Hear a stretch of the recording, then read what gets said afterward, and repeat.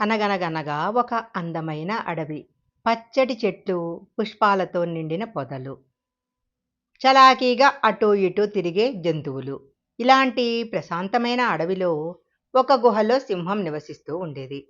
ఆ సింహం పేరు విక్రమ్. అది అడవికి రాజులా జీవించేది. అడవిలో ఉన్న జంతువులన్నీ కూడా దాని గర్జనకే వణికిపోయేవి.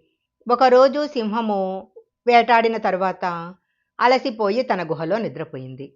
సింహం గాఢనిద్రలో ఉన్న సమయంలో ఒక చిట్టి ఎలుక గుహ దగ్గర ఆడుకుంటూ వచ్చింది. ఆ ఎలక పేరు చిక్కి. చాలా చలాకీ అయిన ఎలక. ఎక్కడ చూసినా అటూ ఇటూ తిరుగుతూ ఉండేది. ఆ రోజు గుహలోకి వెళ్ళిన చిక్కి అటూ ఇటూ పరిగెడుతూ సింహం శరీరం పైన గెంతింది. వెంటనే సింహం కోపంగా లేచింది. ఎవరు నన్ను లేపింది? ఒక్కసారిగా గళంతో గర్జించి తన పంజాతో ఎలక మీద వేసింది.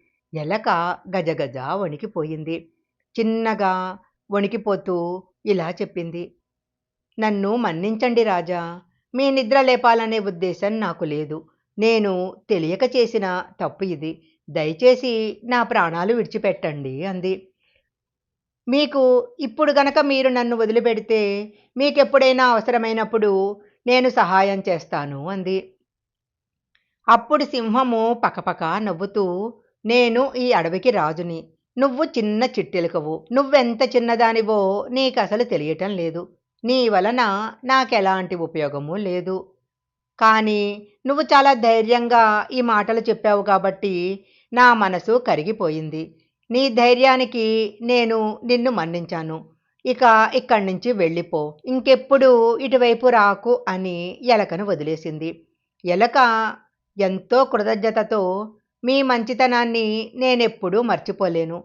మీకేదైనా అవసరమైతే నాకు చేతనైన సహాయం చేస్తాను అని చెప్పి ఎలక తన కలుగులోకి పరుగు తీసింది.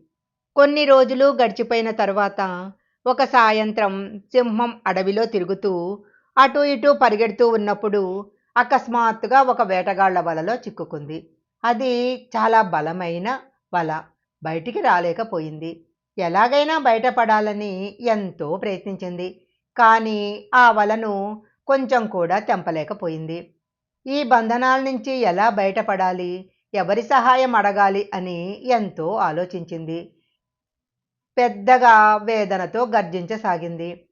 సింహం గర్జన దూరంగా ఉన్న ఎలకకి వినిపించింది. ఒక్కసారిగా అది ఉలిక్కిపడి లేచింది.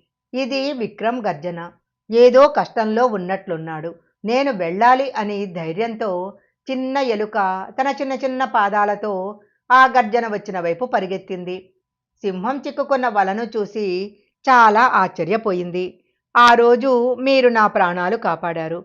ఇప్పుడు నాకు చేతనైన సహాయం చేసే సమయం వచ్చింది అని ఎలక తన పదునైన పళ్లతో వలని కొరుకుతూ కొరుకుతూ నెమ్మదిగా వలను తెంచసాగింది. చాలా సమయం పట్టింది. అయినా చివరికి వల పూర్తిగా తెగిపోయింది. సింహం చాలా ఆశ్చర్యంతో, నువ్వు చాలా నిజమైన మిత్రుడివి. నేనే నిన్ను చాలా తక్కువ అంచనా వేశాను. ఈరోజు నేను కష్టంలో ఉన్నప్పుడు నువ్వు నాకు సహాయం చేశావు. నీ సహాయం వల్లనే ఇప్పుడు నేను బ్రతికాను అని ఎంతో సంతోషంగా ఎలకను హత్తుకుంది.